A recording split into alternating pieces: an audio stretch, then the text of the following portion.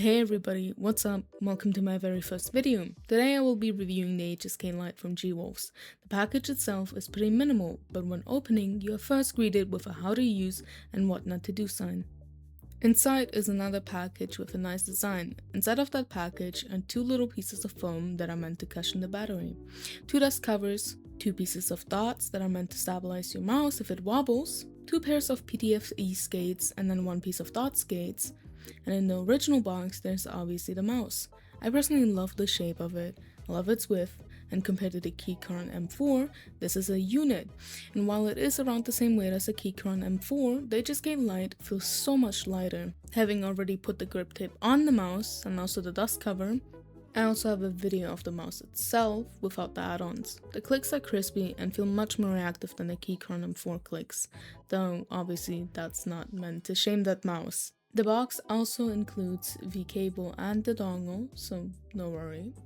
Now, before we get to my experience with the HSK Lite, I do just quickly want to mention a web-based browser that you can access by searching up mouse XYZ. Obviously, like any mouse configuration software, once you've connected your mouse, you can change your DPI.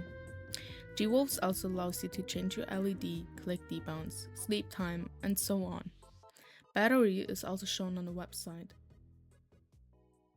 Something that I forgot to mention before is that inside of the box there's also a pair of sleeves, though they don't seem very expensive and instead just feel very cheap. It also says fashion on the side, so I do assume that they're from Temu or something, but at the end of the day they are free sleeves, and I mean, who can complain about that?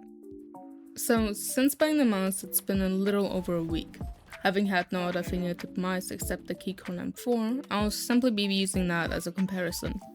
Now, while the web-based software for the HSK Lite works, it sometimes still resets itself, and then all of a sudden, you go from 800 dpi to over 1600 dpi. While not liking the big and aggressive curves of the Keychron M4, I didn't like the curveless body of the HSK Lite either. My grip felt less secure, and it felt like I had less control over the behind on my mouse. The clicks do feel nice though, the sound as well. I know that some have complained about the scroll wheel on the HSK Lite, but I personally had no issue with it, and instead actually liked the feel of it. The hump is just slightly too high for me, but then again that sort of stuff comes down to personal preference. I love the width of it though. It ended up making the non-existent curves of the HSK Lite not as noticeable. All in all, I'd give this mouse a solid 7 out of 10. Though keep in mind, I'm no god when it comes to mouse knowledge.